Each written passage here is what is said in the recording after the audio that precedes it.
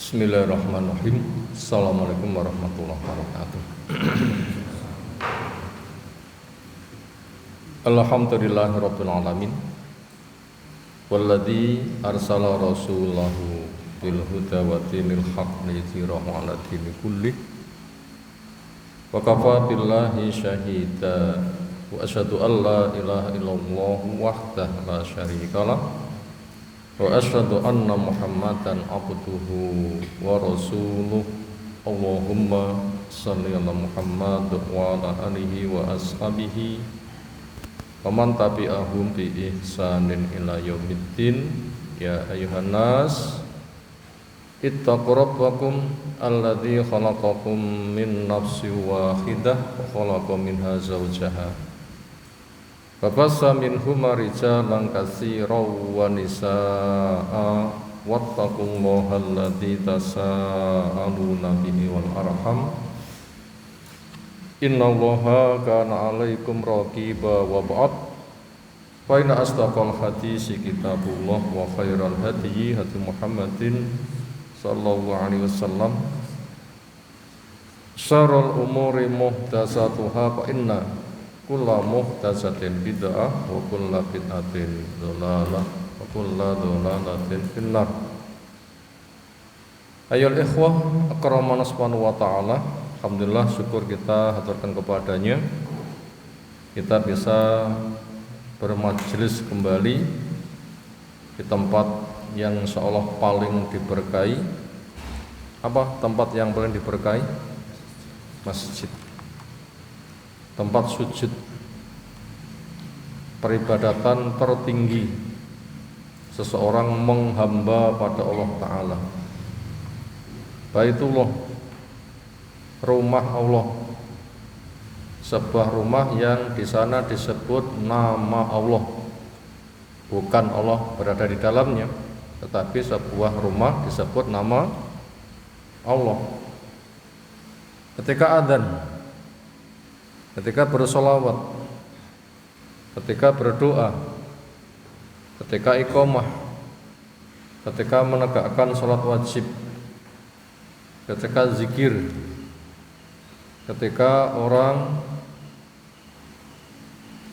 semisal beriktikaf, demikian juga majelis ilmu, semuanya masuk pada wilayah nyebut-nyebut nama Allah Subhanahu wa ta'ala. Tanda mukmin sebagai pemakmur masjid. Makanya pesan Nabi SAW, idza ra'aitum man ya'taduna ila masjid fashhadu bi annahu mukmin. Bila kamu menyaksikan orang membiasakan ke masjid, masuk keluar, masuk keluar, masuk keluar. Kenapa masuk? Dipanggil hayya 'alas shalah. Kenapa keluar? Intisar, mencari fadilah Allah Ta'ala. Berapa kali? 5 kali. Bila kamu lihat orang seperti itu, saksikan dia adalah mukmin. Itu merupakan nilai yang luar biasa, tanda keimanan dengan adanya masjid. Makanya kita bersyukur kepada Allah Subhanahu wa ta'ala, kita mendapatkan tanda yang luar biasa itu. Ayyuhal ikhwah akramana subhanahu wa ta'ala.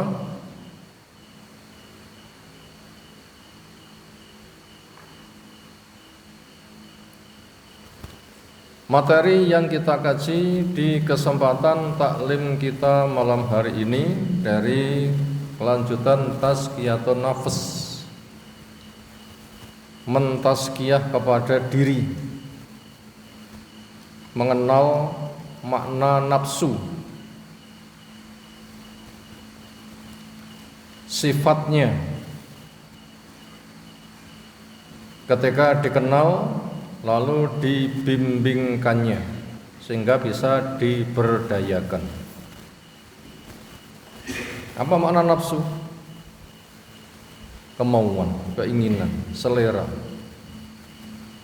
Apa maunya nafsu? Pengen senang, gak mau susah. Kapan? Segera. Caranya gimana? Sering tidak peduli halal atau haram, yang penting seneng.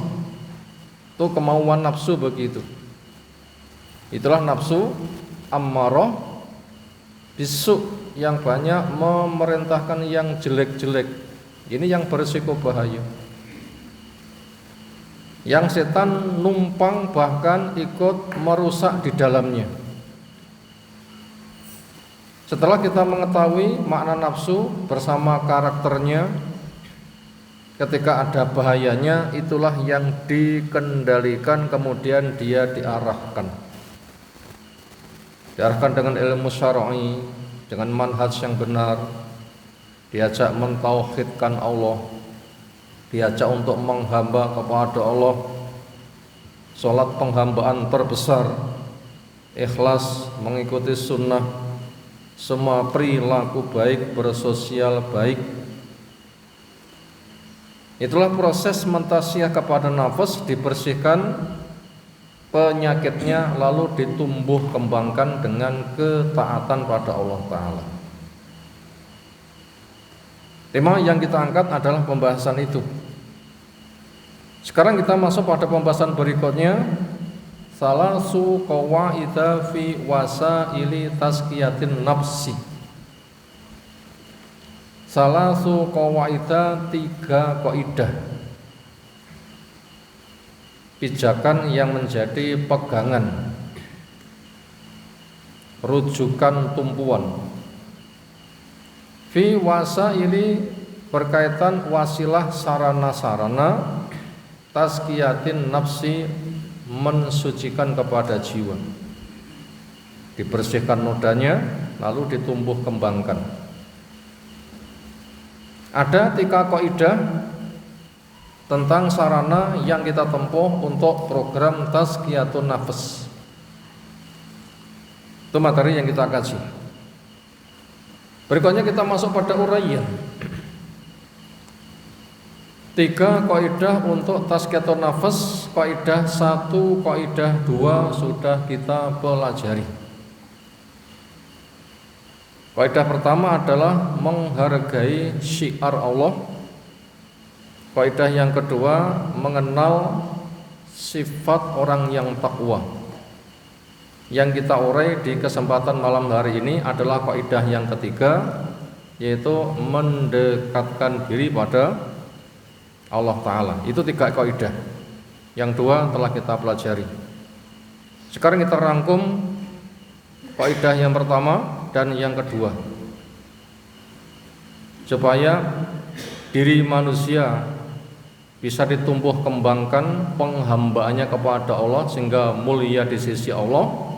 Maka supaya dia menempuh sarana, bentuknya menghargai syiar Allah.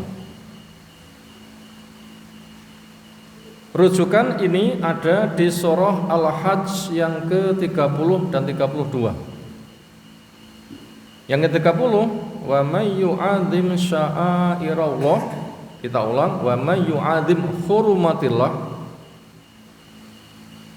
fa innahu khairun lahu inda rabbih, atau kama qala ta'ala. Barang siapa yang menghargai perkara yang diberi nilai oleh Allah,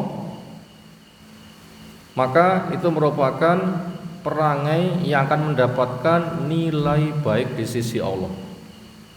Ada hurumatullah, sesuatu yang Allah memberikan kehormatan. Kenalilah perkara-perkara yang dihargai oleh Allah, kemudian hormatilah. Apa saja perkara yang dihargai oleh Allah? Ada waktu, ada tempat, ada person. Waktu yang dihargai oleh Allah diantaranya hari Jumat sesudah adzan, sepertiga malam yang akhir, ada hujan, ketika safar. Ini waktu-waktu yang mendapatkan nilai penting. Hargailah waktu itu. Demikian juga tempat yang diberi penghargaan oleh Allah. Apa tempat itu? Yang punya nilai mulia? Masjid. Apalagi Masjidil Aqsa. Di atasnya Masjid Nabawi, puncaknya Masjidil Haram. Itu waktu yang diberikan kehormatan oleh Allah. Hargailah. Person siapa? Sosok makhluk yang dihargai oleh Allah. Jawab, mukmin. Zawalud dunya, kita ulang, qadrul mu'min zulman asadu min Allah min zawalid dunya wa ma fiha au kama qala. Dibunuhnya orang beriman tanpa sebab syar'i, Allah lebih merasa kehilangan daripada hilangnya dunia bersama isinya. Kalau begitu, berapa nilai dunia bersama isinya? Ya, siapa yang bisa ngitung? Emasnya satu dunia berapa? Andaikan kita memiliki emas 10 kilo, sudah kaya belum? Mau 1 gram saja 1 juta, 10 kilo berapa? Andaikan kita memiliki emas gede gunung Uhud, kaya apa sugi? Andaikan dunia bersama isinya itu bentuknya emas, berapa harganya? Itu emasnya saja, belum yang lain-lain. Nah, gambaran seperti itu. Jadi orang iman itu harganya mahal, maka hargailah. Makanya dibunuh tidak boleh, dirampas hartanya nggak boleh, dijatuhkan kehormatannya tidak boleh. Hargai, makanya ketika ketemu salam, dibantu, saling tolong menolong. Itu namanya menghargai sesuatu yang dihargai oleh Allah. Siapa yang bisa menghargai, maka itu mendapatkan nilai baik di sisi Allah. Ini landasan pertama. Landasan kedua di Al-Hajj yang ke-32, wa may yu'adzim sya'airallah fa innaha min taqwal qulub. Siapa yang menghargai syiar Allah, ini perwujudan hati yang punya takwa. Tadi takwa itu butuh pembuktian. Apa buktinya takwa? A itu takwa, B itu takwa, C itu takwa, kita itu takwa. Butuh bukti. Apa buktinya? Takzim kepada syiar Allah, menghargai pada syiar Allah. Apa bentuk syiar Allah? Syiar itu apa? Syariat ketaatan. Apa syiar? Syariat ketaatan, jalan ketaatan. Apa saja bentuk ketaatan? Ya tentunya banyak. Ikrar 2 kalimat syahadat sebagai tanda masuk Islam, itu kan syiar kan, jalan ketaatan. Sholat, zakat, puasa, haji, baca Quran, zikir, memberikan makan, bantuan, sedekah, jihad, dakwah, haji.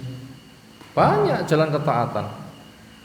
Kerjakan. Nah, mengerjakan sebagai bentuk penghormatan itu bukti orang itu punya takwa. Termasuk sekarang kita berada di bulan Dzulhijjah. Apa syiarnya? Perbuatan ketaatan yang dibimbingkan di bulan Dzulhijjah apa saja? Doa ketika melihat hilal. Hafal kan? Allahu Akbar, Allahumma ahillahu alaina bil amni wal iman wassalamah wal islam wat taufik lima tuhibbu wa tardo wa rabbuka wa rabbuna Allah. Nah, silahkan nanti dilacak kembali apa syarahnya dari doa itu. 10 hari pertama, hari yang paling utama di sisi Allah. Amal soleh dalamnya paling dicinta oleh Allah. Apa yang diperbuat di 10 hari pertama? 1. Memperbanyak zikir. Wa yadhkurus maula fi ayyamin ma'lumat. Ayyam ma'lumat itu hari-hari yang 10. Perbanyak zikir. Sampai Abu Hurairah, Ibnu Umar yang pasar ngejak wong yang sak pasar takbir. Dimarahkan. Ketika jalan, ketika duduk, selesai sholat wajib, selesai sholat sunnah, termasuk imam boleh mengajak kepada jamaahnya dari sholat wajib memancing dengan takbir, nanti biar diteruskan, dipancing 2 kali, 3 kali untuk mengingatkan supaya nanti memperbanyak takbir. Abu Hurairah, Ibnu Umar sampai ke pasar mengajak orang takbir, keliling ke jalan-jalan mengingatkan untuk memperbanyak zikir. Apalagi syiarnya, amal ketaatannya, mampu puasa 9 hari silahkan. Minimal hari ke-9 puasa apa? Arafah. Puncaknya tanggal 10. Apa amal soleh paling dicinta oleh Allah di hari Nahar? Menyembelih. Sebelum darah netes sullah, Allah sudah menyatakan korbanmu saya terima. Tanduknya dihargai, bulunya yang sering dibuang itu paling dicinta oleh Allah di hari Nahar, menyembelih binatang korban. Upayakan kita mampu dan menabung. Upayakan mampu menabung. Satu keluarga 1 kambing silahkan, walaupun domba. Berapa harga domba? 1,5 juta. Satu keluarga sesasi nabung 150.000 10 bulan, 1,5 juta setahun, 1,8 juta beli domba, pantes. Diupayakan satu keluarga nanti bisa bentahun.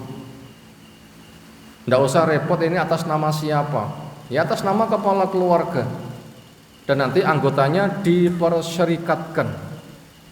Gimana cara memperserikatkan? Nanti biar semua anggota mendapatkan nilai korban senilai itu. Gimana cara memperserikatkan? Di dalam doanya, apa lafaz ketika hendak menyembelih? Bismillah, Allahu Akbar, Allahumma taqabbal minni wa min ahli.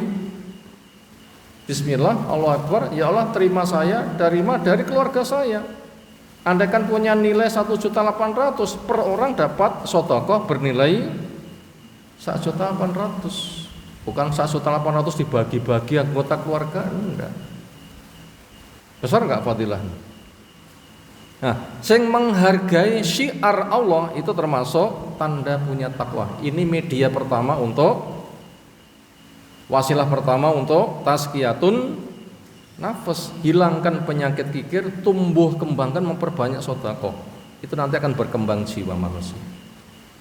Yang kedua, mengenal sifat orang takwa. Ini di Al-Baqarah ayat 2-5. Hafal kan? Al-Baqarah 2-5.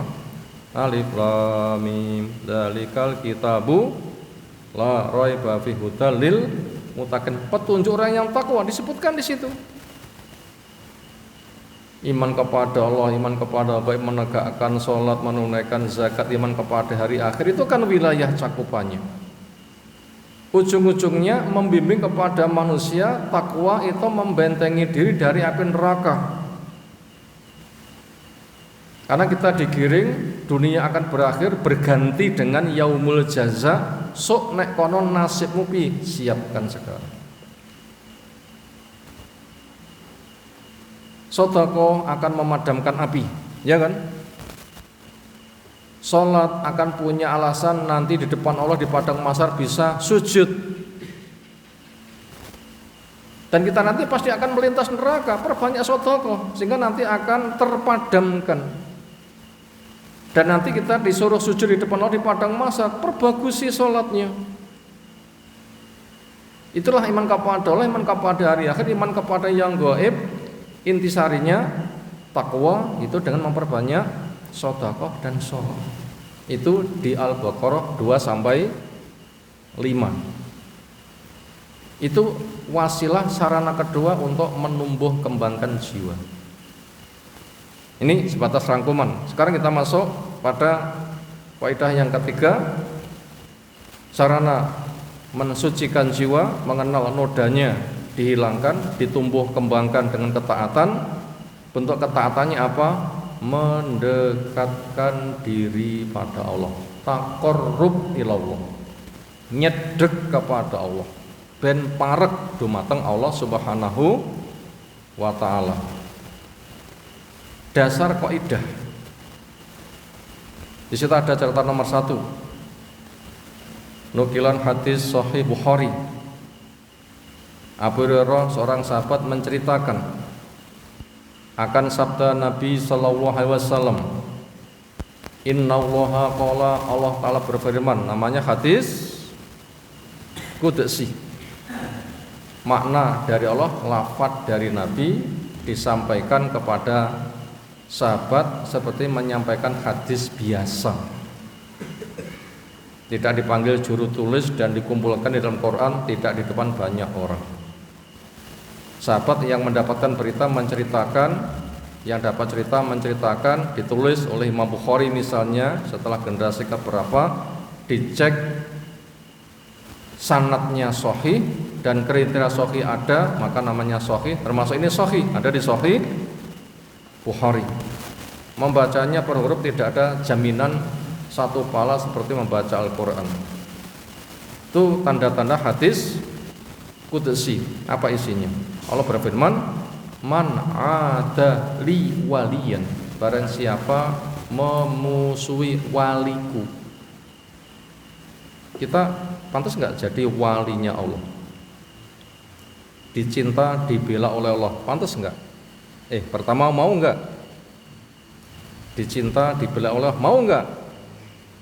Yang nggak mau angkat tangan. Saya dicinta Allah, mau. Saya dibela Allah, nggak mau, angkat tangan. Ada? Oh, nggak ada. Berarti mau semuanya. Siapa wali Allah? 2 tanda. 1, alladzina amanu wa kanu yattaqun. Orang yang beriman, iman itu ilmu syar'i, mengenal Allah ditauhidkan, mengenal Rasul dijadikan uswah hasanah, mengenal ketaatan, dia taat. Itu namanya ilmu berbuah iman. Dan mereka takwa, yaitu melaksanakan ketaatan agar terjaga dari api neraka. Itu wali Allah.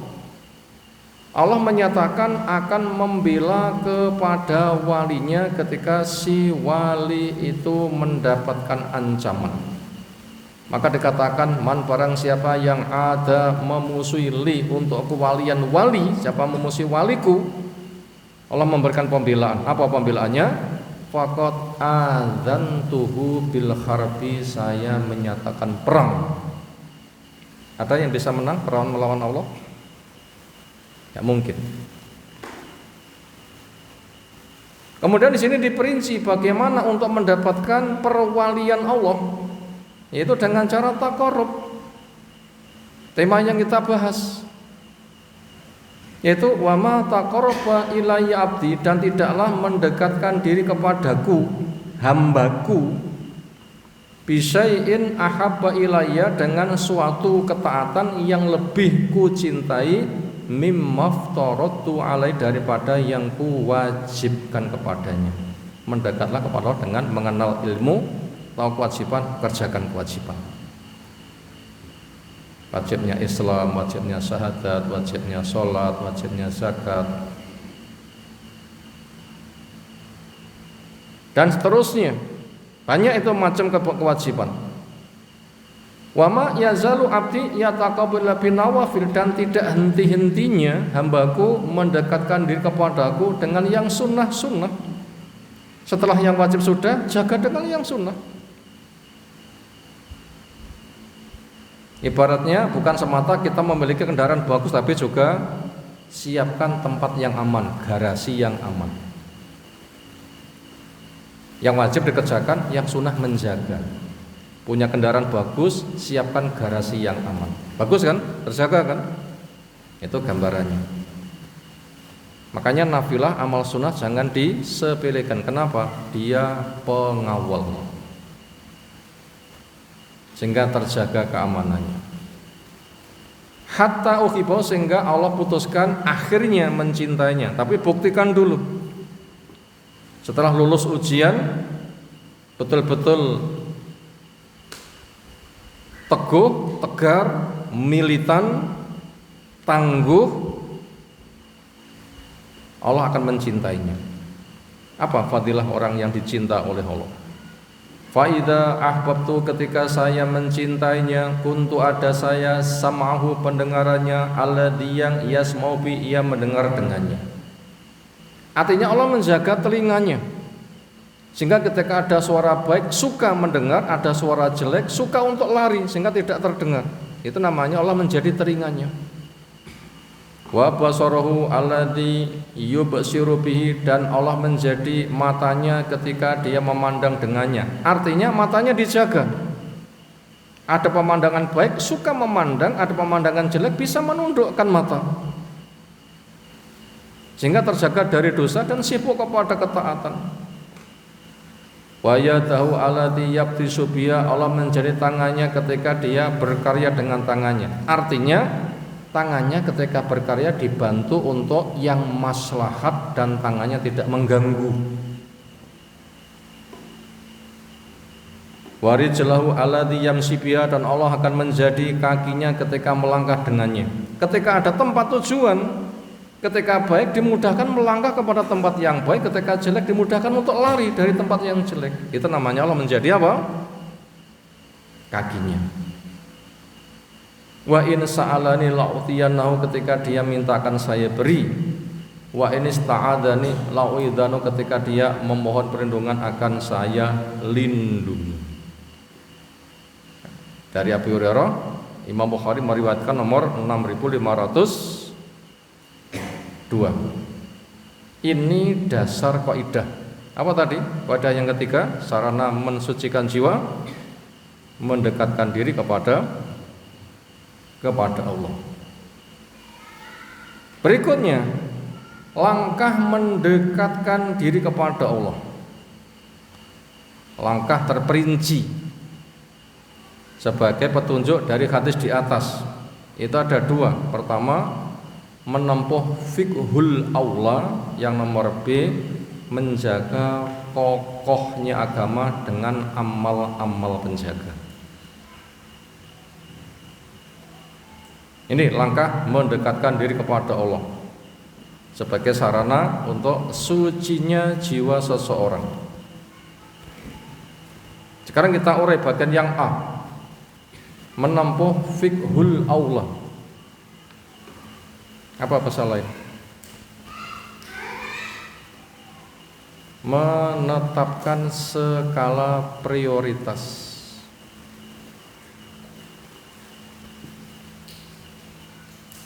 Apa bentuknya? Bisa mengenal hukum fikih. Ada berapa hukum fikih? 5. 1 wajib, 2 sunnah, 3 mubah, 4 makruh, 5 haram.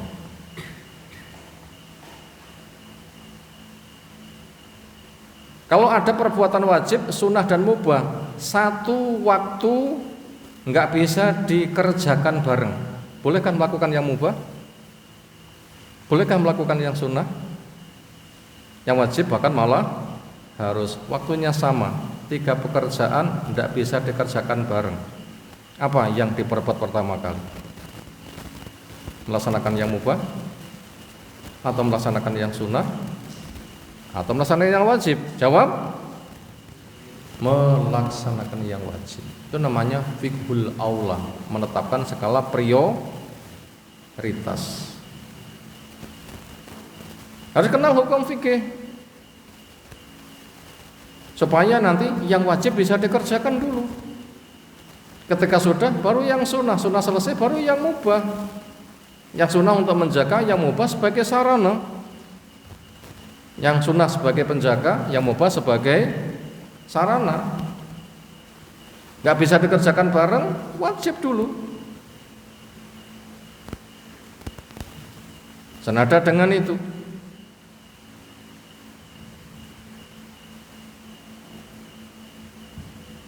Contohnya apa?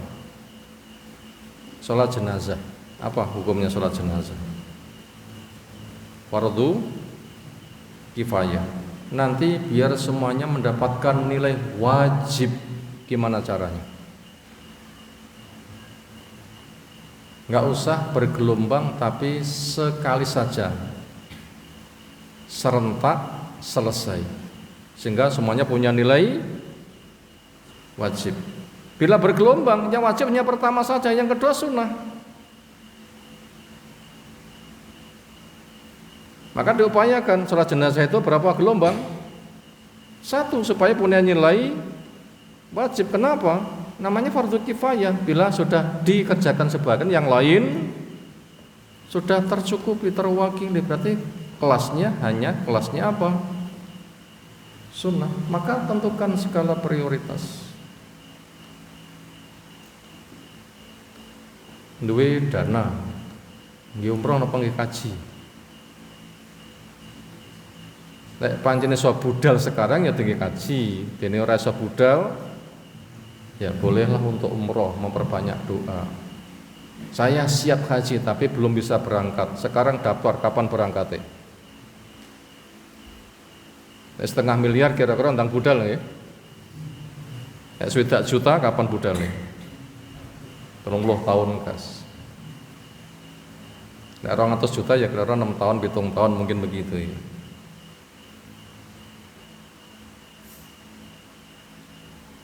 Itu contohnya, ada wajib, ada sunnah, ada mubah, nggak bisa dikerjakan bareng, wajib dulu. Itu namanya menempuh fiqhul aula, skala prioritas. Nah, supaya kita bisa wajib mengenal hukum fikih.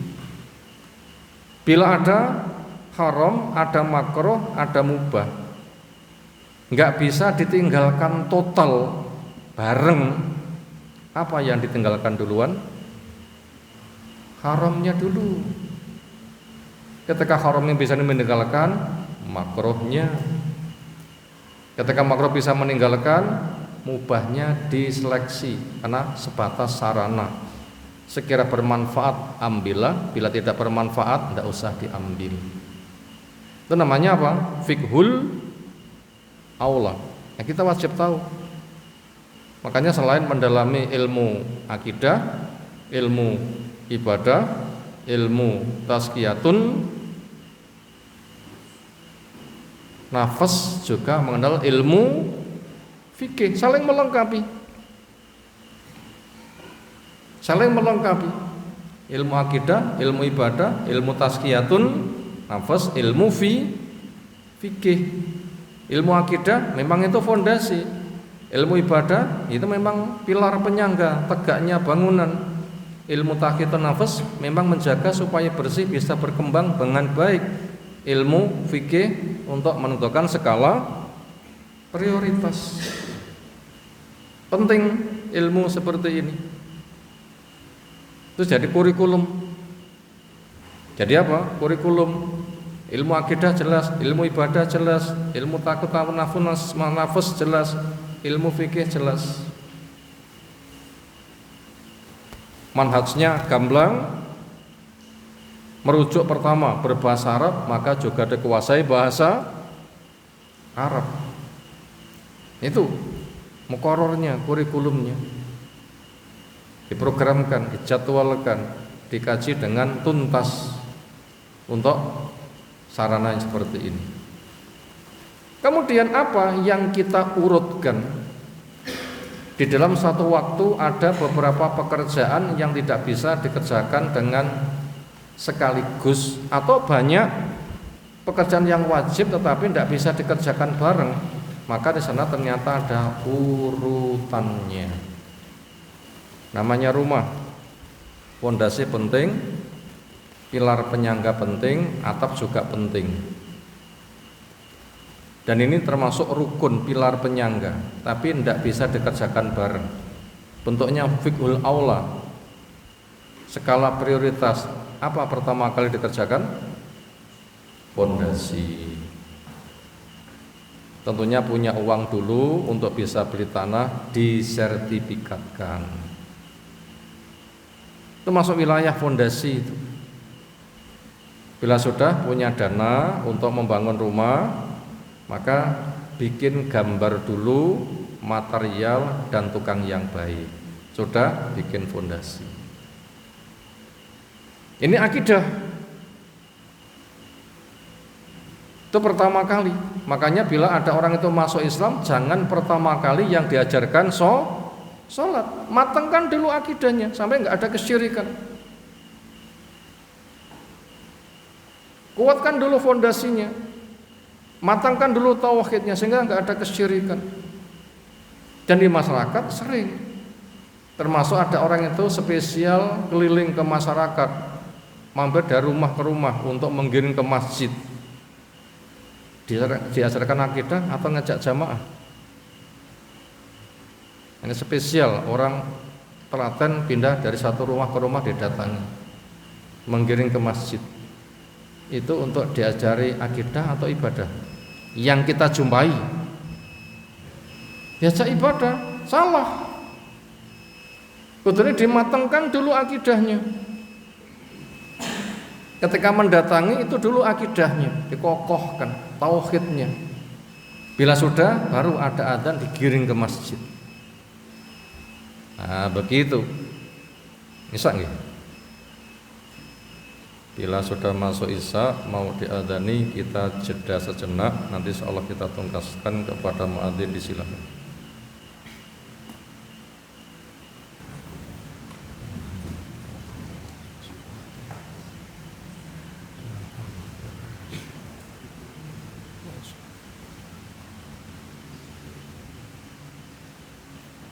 Alhamdulillah binikmati tatimmu shalihat. Pujian kita haturkan kepada Allah yang dengan nikmatnya amal soleh semakin sempurna.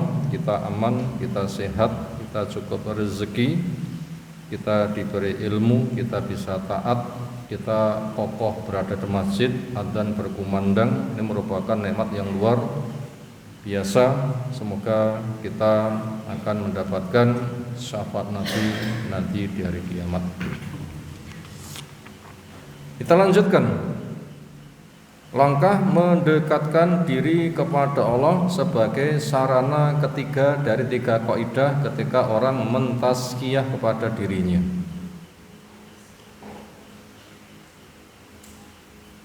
Bagian yang A, menempuh fiqhul aula, skala prioritas. Digambarkan bangunan, ada fondasi, ada pilar penyangga keliling tembok dengan cor yang kuat, lalu dipasang atap, nanti akan jadi rumah. Tinggal melengkapi wajibnya, ada pintu dan sempurnanya, lantainya bagus, temboknya bagus, tamannya bagus, sehingga nanti akan nyaman ketika berada di rumah. Itu gambarannya seperti itu. Maka pertama kali yang harus ditempuh adalah bertauhid, menjadikan Allah adalah satu-satunya. Apa bentuk tauhid? Allah satu-satunya yang diibadahi.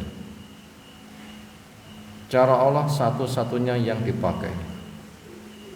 Rahmat Allah satu-satunya yang diharapkan. Ini 3 ciri khas tauhid. Menjadikan Allah itu segala-galanya. Ciri khasnya 3. 1, Allah satu-satunya yang diibadahi. 2, cara Allah satu-satunya dipakai cara beribadah. Ada Quran dan Sunnah pada para sahabat, itu masuk pada wilayah cara. Yang ketiga, rahmat Allah yang diharapkan. Maka itu langsung kepada Allah, tidak lewat pada orang mati. Apalagi cara-cara bid'ah. Itu bertauhid, itu fondasi yang kuat, itu ciri khasnya. Di situ landasannya ada nomor 2, yaitu nukilan surah Ad-Dzariyat yang ke-56, wa ma khalaqatul jinna wal insa illa liya'budun. Tidak kucipta jin dan manusia kecuali untuk bertauhid, menjadikan Allah satu-satunya yang diibadahi, liya'budun. Itu skala prioritas pertama bertauhid. Yang kedua menegakkan sholat. Di situ ada catatan nomor 3, surah Al-Alaq 19, wasjud lahu waqtarib.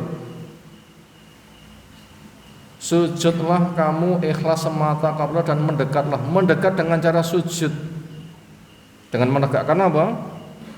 Sholat, sujud itu merupakan pekerjaan sholat yang paling dekat kepada Allah. Sedekat-dekatnya hamba kepada Allah ketika sholat pas sujud. Karena anggota badan yang paling mulia itu apa? Wajah. Ditempatkan tempat yang diinjak-injak, berarti kita merasa hina di depan Allah. Ya Allah, saya akan menghinakan dirimu untuk bersimpuh di hadapanmu. Saya memang hina. Makanya sholat 5 waktu harus ditegakkan, sholat 5 waktu. Masjid harus makmur. Apa tanda masjid sunnah? Tegak azannya, orang berduyun, segar keilmuannya. Itu ciri khas. Ngaku sunnah masjidnya kok sepi, pada orangnya itu banyak. Ini bahaya. Banyakkah sekarang masjid kosong, zuhur gak diadani, asar gak diadani? Terlalu banyak. Bagus masjidnya, jadi kehilangan ciri khas. Punya fondasi tapi nggak ada sholat, gimana? Nggak ada perwujudannya. Ikrar 2 kalimat syahadat, sholat, zakat tidak bisa dipisah, 3 serangkai. Makanya harus diikhlaskan. Sujud berarti menegakkan sholat. Itu langkah yang kedua. Menegakkan sholat yang ketiga, bersikap adil pada makhluk. Bersikap adil kepada makhluk. Adil itu maknanya wat usai fi makanih, menempatkan sesuatu berada di tempatnya. Ketika bergaul, tempatkan porsi dirimu pada posisi yang adil. Apa bentuk adilnya seseorang ketika berada di masyarakat? Memberikan maslahat.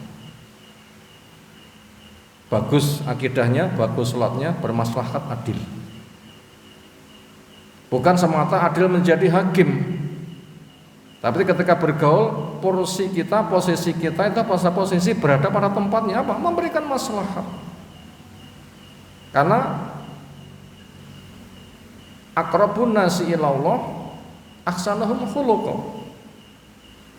Paling dekatnya kedudukan hamba di depan Allah Ta'ala ketika bergaul yang paling banyak memberikan maslahat. Maka zakat itu simbol. Zakat dalam bentuk karakter, ada jenis benda yang dizakati bersama nisabnya dan siapa yang menerima. Ini diwajibkan tahun berapa? Profil zakat sempurna tahun 9 Hijriah.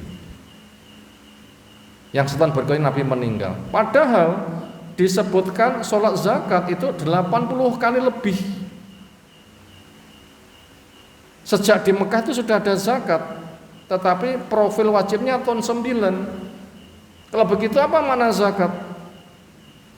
Tidak satu makna, tapi makna global adalah muwasatul muslimin, memberikan kesejahteraan kepada kaum muslimin dengan hartanya.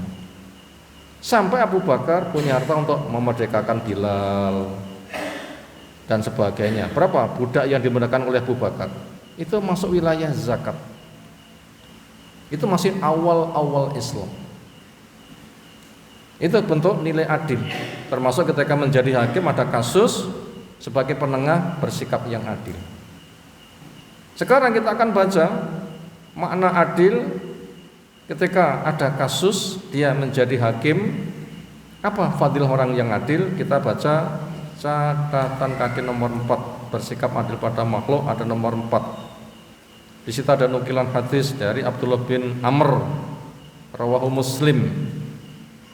Kalau Nabi bersabda, Nabi sallallahu alaihi wasallam, innal muqsitan, sungguhnya orang yang adil, indallah, di sisi Allah, ala mana biro min nur, berada di atas mimbar dari cahaya. Jadi memiliki kedudukan dekat kepada Allah. Kenapa? Allah satirnya itu adalah cahaya. Berarti dia diberikan kedudukan dari bajunya Allah. Berarti maknanya dinisbatkan kepada Allah. Artinya Allah sangat mengakui kedudukan dia dekat kepada Allah. Apa satirnya Allah? Cahaya. Dia berada di atas mimbar dari cahaya. Hikmahnya apa? Punya kedudukan dekat dengan Allah Subhanahu wa taala. Seperti apa mimbarnya kok bannya dari cahaya? Kita tidak usah menanyakannya. Tapi kita mengambil hikmahnya, punya kedudukan dekat. An yamini rahman, yang berada di arah kanannya Allah, zat yang Maha-Rahman. Azza wa Jal, lagi Maha perkasa, lagi Maha mulia. Wakil tal yadai yamin, dan dua tangan Allah itu kanan. Jangan balikkan seperti apa, tapi yakinilah seperti apa, nanti akan melihat sendiri. Artinya Allah itu tidak memiliki sikap kontras. Manusia kanan kiri kontras kan? Kanan memberi, menerima, kiri untuk cebok, ya kan? Ini makhluk. Allah nggak berlaku. Dua tangan seperti itu nggak berlaku. Dua tangan Allah itu kanan semuanya. Artinya apa? Secara global mulia semuanya. Nggak seperti manusia. Nggak tangan sing api, ojo nggak tangan sing elek. Ada bahasa begitu. Makanya dua tangannya Allah jangan digambarkan seperti tangan makhluk. Kanan, kiri, api, elek. Sing api nggih nyaosi, sing elek tinggi cebok dan sebagainya. Allah nggak berlaku itu. Dua tangannya itu adalah kanan. Hikmahnya mulia. Seperti apa kita tidak tahu, jangan ditanyakan. Diimani wajib. Hikmahnya kemuliaan semuanya. Siapa orang yang mendapatkan nilai itu? Orang yang adil diperinci di sini, alladzina ya'tiluna fi hukmihim wa alihim wa ma walau. Alladzina, orang-orang yang ya'tiluna, bisa bersikap adil. Ketika berikan masalah perannya tepat diberi masyarakat, memberi maslahat. Jadi hakim mengadili dengan adil, walaupun keluarga sendiri yang harus ditegakkan keadilan. Wa ma'ulau, dan apa yang mereka mendapatkan mandat untuk menjadi wali, ngurusi ini itu, kerjakan dengan adil. Ini langkah mendekatkan diri pada Allah dengan menempuh skala prioritas antara tauhid, sholat, bersikap adil pada makhluk. Ini rukun, wajib semuanya, tetapi nggak bisa dikerjakan bareng, maka tahu urutannya. Ibarat rumah, fondasi, pilar penyangga, lalu atap. Kita beragama, akidah tauhid, menegakkan sholat, bermasyarakat dengan memberikan kemaslahatan. Berikutnya masuk bagian yang B. Langkah mendekatkan kepada Allah. Yang A, menempuh fiqhul aula, skala prioritas. Yang B, menjaga kokohnya agama dengan amal-amal penjaga. Apa yang kita miliki butuh dirawat enggak? Butuh dijaga enggak? Butuh dilestarikan enggak? Jawab iya. Punya mobil harganya 30 miliar, tumpah tok atau dirawat, apa yang terjadi? Beli baju satu potong harganya 500.000 tinggi, terus atau diumbah, apa yang terjadi? Punya pisau tajam untuk memotong terus tanpa diasah, apa yang terjadi? Ganteng tapi rata wadus, 5 kilo ampune gebres. Ya, butuh dirawat enggak? Butuh dirawat. Gimana cara merawat? Ya, mencari amal-amal penjaga. Apa? Nah, kita baca di sini apa amal penjaga supaya yang wajib itu terjaga. Dan itu sebuah kemestian. Satu, bentuk amal penjaga adalah loyalitas. Yang nomor B, banyak zikir. Yang nomor C, mujahadah. Ini alat-alat penjaga supaya enggak rusak. Yang A loyalitas, yang B banyak zikir, yang C mujahadah. Ini alat untuk menjaga supaya kewajiban yang dikerjakan nanti terjaga, tidak rusak. Kita perinci loyalitas, kesetiaan. Artinya kita istiqomah dan tidak akan pernah meninggalkan kesetiaan kita kepada tauhid sunnah Islam ini. Catatan nomor 5, nukilan sebuah ayat di dalam Al-Maidah yang ke-54. Di situ Allah memanggil ya ayyuhalladzina amanu, wahai orang-orang yang beriman. Man yartadda minkum an dinihi, siapa dari kamu yang murtad dari agamanya. Rusak kan kalau murtad kan? Enggak terjaga. Makanya orang yang setia itu istiqomah. Perkara yang merusak tinggalkan. Nanti apa? Ujungnya murtad, ya kan? Ujungnya murtad.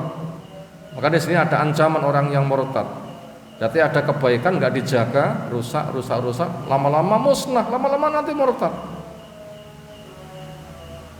Ibaratnya kain dicabut satu benang demi satu jenang, lama-lama habis kainnya.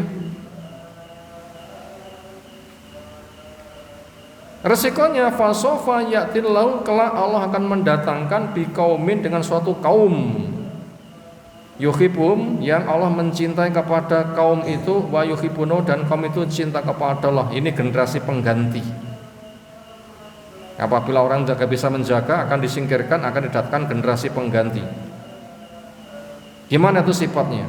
Adillatin alal mu'minin, memiliki sikap lembut, rendah hati, sopan, saling mencintai kepada sesama mukmin. Satu tubuh, saling bantu, saling tolong. Aizzatin al kafir, memiliki sikap tegas kepada orang kafir. Barok, benci kepada kekafiran, ditinggalkan kekafiran, dimusuhi.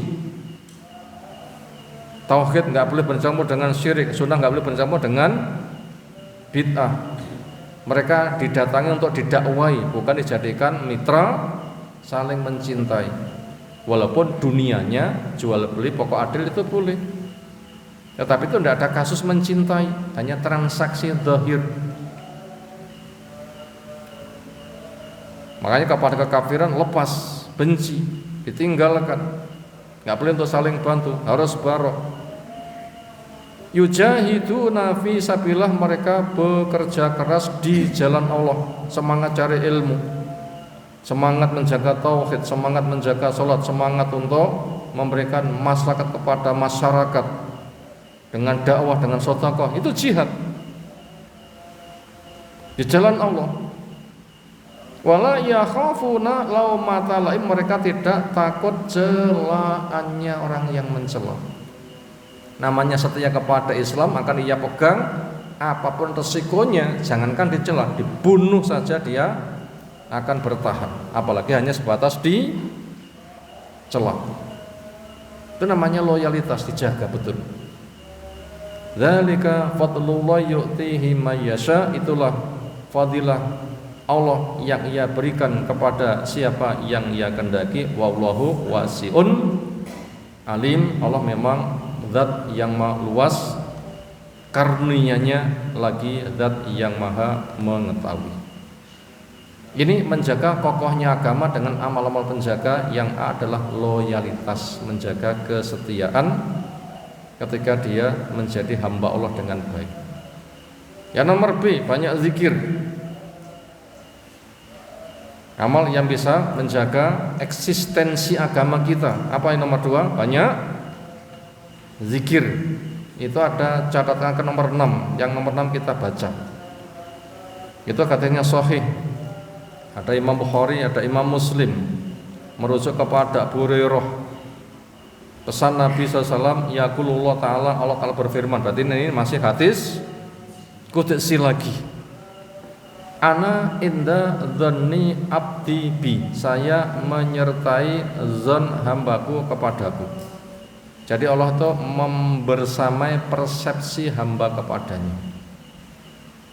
Bila yakin Allah yang kusembah akan menolong, Allah akan mengampuni, semangat, Allah pun juga akan mengampuni. Tapi bila mengatakan apa mungkin dosaku kaya ngene di ngapura, sekadung elek tak elek buat tak elek wae terus, juga enggak akan diampuni. Makanya berbaik dzonlah kepada Allah. Berapapun kita punya penghalang dari dosa, asalkan tobat betul, Allah akan mengampuni, Allah juga akan mengampuni. Wa ana ma'ahu iza zakarani, dan saya bersamanya ketika dia zikir kepada saya. Nah, ini kita butuh zikir. Allah ketika membersamai kepada ahli zikir, yang bersama apanya? Allah menjadi satu tubuh pada dirinya, atau ada makna ma'iyah khusus? Apa? Membersamanya Allah itu memang jadi satu atau memiliki makna khusus? Jawab, punya makna khusus. Apa itu? Kalau zatnya Allah itu di atas arsy, dengan kita bainun lepas, karena kita itu rendah, Allah itu tinggi, jaraknya dengan arsy saja 50.000 tahun, Allah di atasnya lagi. Jadi badan kita enggak menyatu kepada Allah, tetapi semua makhluk itu berada pada jarinya. Kalau gitu makna membersamai khusus apa? Allah mendengar, Allah melihat, Allah mengabulkan doanya, Allah melindunginya, Allah menolongnya, Allah mengabulkan doa-doanya. Itu makna membersamai secara khusus. Biar begitu, jadilah ahli zikir. Zikir itu luas. Baca Quran zikir, taklim ini juga termasuk zikir. Berdakwah juga zikir. Ketika nganggur berucap subhanallah walhamdulillah wala ilaha illallah akbar, diperbanyak lisan kita, juga termasuk bagian dari wilayah zikir. Luas mana zikir. Makanya itu nanti akan dibersamai oleh Allah dengan makna khusus. Fa in zakarani fi nafsihi zakatu fi nafsi. Ketika dia mengingat saya pada dirinya, yaitu pada kondisi sepi, saya juga akan mengingat dia pada diriku, yaitu pada kondisi sepi. Ini dekatnya hamba kepada Allah. Wa in zakarani fi mala'in zakartu fi mala'in khairin minhu. Ketika dia itu zikir di tengah keramaian, termasuk sekarang ini, kita zikir pribadi atau di tengah keramaian sekarang ini? Di tengah keramaian. Maka Allah akan menyebut dia juga di tengah keramaian. Apa itu? Dibanggakan di depan malaikat. Lihat itu hambaku sama zikir kepadaku, akan mulia. Wa in taqarraba ilayya bi shibrin taqarrabtuhu ilaihi dzira'an. Ketika hambaku mendekatkan di kepadaku satu jengkal, saya mendekat kepadanya satu dzira'. Satu jengkal itu sakilan. Dzira' itu siku sampai ujung jari. Hikmahnya Allah menyambut lebih cepat. Hikmahnya Allah menyambut lebih cepat. Ini bila kita minta pada orang tua, Bu, ngapunten sangu kula telas, menaik kepareng kula nyuwun sangu 50.000. 100.000 arep to le? Piye jawabane? Mo? Ayo, sapa sing mo? Mau enggak? Oh, 50.000 sayem, apalagi diberi berapa? 100. Allah lebih sayang kepada hambanya, lebih cepat menyambutnya. Wa in taqarraba ilayya dzira' taqarrabtu ba'an. Ketika dia mendekat kepadaku satu dzira', saya akan mendekat kepadanya satu hasta. Satu apa ini? Sak depo itu apa? Satu depai. Ini sak depo ya. Dipentangkan tangan kiwa-kiwa teng. Artinya apa? Hikmahnya Allah menyambut lebih dekat, itu hikmah. Seperti apa depannya kita tidak tahu, tidak diberitahu, tapi kita menggali hikmahnya. Artinya apa? Allah memberikan motivasi, menyambut lebih. Wa in atani yamsi ataitu harwalatan. Ketika dia datang kepadaku dengan jalan kaki, saya menyambut dengan lari-lari. Cepat mana? Jalan kaki sama lari?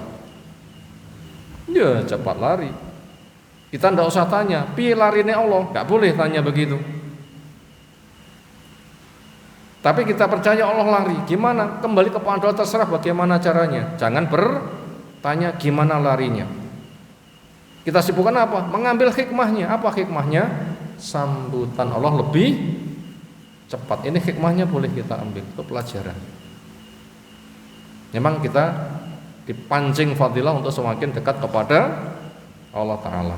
Ini cara menjaga kokohnya agama dengan amal-amal penjaga. Yang B apa? Zikir. Yang C mujahadah. Artinya bekerja keras ketika kita memiliki cita-cita. Apa mujahadah? Kerja keras ketika kita punya cita-cita, penuh dengan optimis, bukan pesimis. Payah di atas payah, dan itu kunci sukses. Apa jaminan dari ayat? Walladzina jahadu fina lanahdiyanahum subulana. Siapa kerja keras jalanku akan banyak diberikan jalan. Sekarang kita contoh melihat sebuah sikap mujahadah. Ternyata Allah mengabulkan. Siap bekerja keras, nggak kenal lelah. Lelah di atas lelah, siap untuk menanggung kelelahan. Itu ada catatan nomor 7 dari Anas bin Malik. Imam Bukhari, Imam Muslim meriwayatkan sepotong dari dawuh Nabi SAW, inna min ibadillah man lau aksama ala Allah la abarrohu. Sesungguhnya ada di antara hamba Allah ketika dia itu bersumpah, maka Allah akan mewujudkannya. Di antara hamba Allah ketika ada orang itu bersumpah, Allah mewujudkan. Sumpah itu apa? Sumpah itu simbol kerja keras atau simbol orang yang slow, batik, lambat, males, pesimis. Apa? Pesimis. Apa? Pekerja keras. Apa mana kosam? Tak itu saya biadikril mu'adzam, mengokohkan sesuatu dengan disebutkan pihak yang agung. Makanya orang itu boleh sumpah bila satu, orangnya jujur. Dua, perkaranya penting. Tiga, disebut nama Allah. Yang keempat, untuk mensukseskan programnya. Sehingga orang yang ragu tidak akan ragu, orang lain tidak mendukung akhirnya jadi mendukung. Itu fungsi sumpah. Tak itu saya lidzikril mu'adzam. Itu menunjukkan itu adalah mujahadah, kerja keras. Makanya kalau nggak penting jangan sumpah. Sebatas jualan supaya laku dapat untung 1.000 sambil sumpah, berkah atau tidak berkah? Gak berkah. Sumpah itu untuk perkara yang penting. Kalau tidak penting nggak boleh. Apalagi dusta, nanti dosa besar. Nah kalau gitu qasam itu merupakan simbol bekerja keras. Kasusnya apa yang ada pada hadis ini? Kisahnya Anas bin Malik cerita, bibinya namanya Rubayyi bin Nadhr, saudaranya Anas bin Nadhr. Jadi Anas punya paman namanya juga Anas. Jadi ada Malik, ada Anas, ada Rubayyi. Ini bersaudara. Anas bin Nadhr, Rubayyi bin Nadhr, Malik bin Nadhr. Malik bin Nadhr punya anak namanya Anas, sehingga antara paman dan keponakan namanya siapa? Anas. Anas cerita, bibiku namanya Rubayyi bin Nadhr itu punya kasus memakan korban. Ada seorang gadis giginya rontok, dilempar batu atau dipukul enggak dijelaskan. Keluarga yang giginya copot nuntut kisos, nyopot gigi, hukumannya ganti dicopot. Rubayyi tentunya bersama keluarganya minta dengan sangat, mbok yo aja kisos, mbok yo aja kisos, mbok yo aja kisos. Boleh enggak? Selagi itu ada pilihan boleh. Karena di dalam Islam itu luas. Agama dulu hanya ada yang kisos saja, ada yang denda saja. Di dalam Islam ada denda, ada kisos. Nuntut kisos boleh, turun ke denda boleh. Denda ditawar banyak menjadi sedikit boleh, ditawar akhirnya gratis total boleh. Ada berapa pilihan? 4. Kisos boleh, denda boleh, denda ditawar juga boleh, dibebaskan tanpa menuntut juga boleh. Luasnya di dalam Islam. Nah ternyata dia tuh minta, demi Allah boyo aja kisos, demi Allah boyo aja kisos. Tenanan ini ketika meminta, karena memang boleh meminta. Akhirnya minta pada Nabi, wah Nabi boyo jangan. Kitab Allah itu kisos loh. Meminta tekan terus, karena memang minta denda itu boleh, karena pilihan sifatnya, takhir, hukum khiyar, bukan pembangkangan. Akhirnya keluarga, roh getolnya dia minta apa? Denda wae, ojo kisos. Lama-lama ya wis denda wae gak apa-apa. Ngalah. Kenapa kok begitu? Karena dia punya sikap mujahadah, dekat kepada Allah. Allah memberikan janji sapa sing mujahadah akan diberi. Buktinya mereka enggak sida nuntut kisos tapi denda. Akhirnya muncul kata-kata ini. Di antara hamba Allah ada orang yang bila bersumpah Allah mewujudkan. Yang semula dia terancam kisos sekarang turun ke denda, perlu denda ini bisa dikurangi, bahkan nanti bisa gratis. Artinya apa? Artinya ini bukti orang itu menjadi wali Allah ketika minta diberi. Mbok yo tidak kisos tapi denda wae. Allah memberi loh, kan dijinakkan hatinya. Ini fadilah wali Allah. Dan itu cara mendekat kepada Allah. Itulah media tazkiyatun nafas. Nah demikian yang kita kaji di kesempatan malam hari ini. Ini perkara yang sangat penting untuk kita semuanya. Semoga apa yang telah kita pelajari Allah berikan ilmu bermanfaat untuk kita semuanya. Ada tanggapan silakan.